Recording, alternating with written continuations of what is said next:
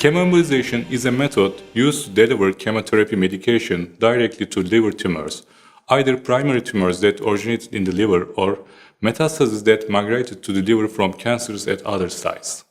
Even in cases where chemioembolization is not curative, this approach may relieve a patient's symptoms and extend survival.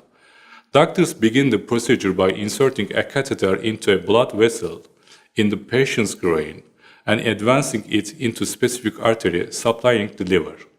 The doctor then injects a contrast and visualizes the tumor and blood vessels on an X-ray to determine the condition of the portal vein and assesses blood supply to the tumor.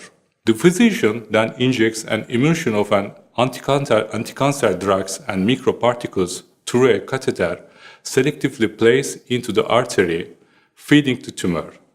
The physician then injects an emulsion of anti-cancer drugs and microparticles through a catheter selectively placed into the artery, feeding the tumor.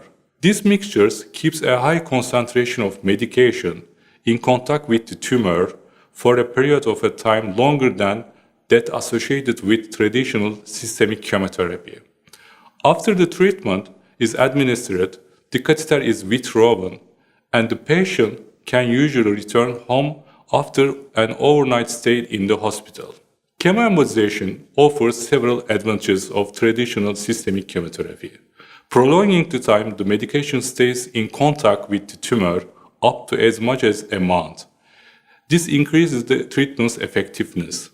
Moreover, because the medication is delivered only to the tumor, rather than administered throughout the patient's bloodstream, healthy tissues are spared from side effects, allowing doctors to administer dosage that are up to 200 times greater than those used in conventional chemotherapy. The substances that are part of the injected mixture not only hold the medication in place, but also block the blood supply to the tumor, depriving it of oxygen and nutrition and thereby halting its growth. The substances that are part of the injected mixture not only hold the medication in place, but also block the blood supply to the tumor.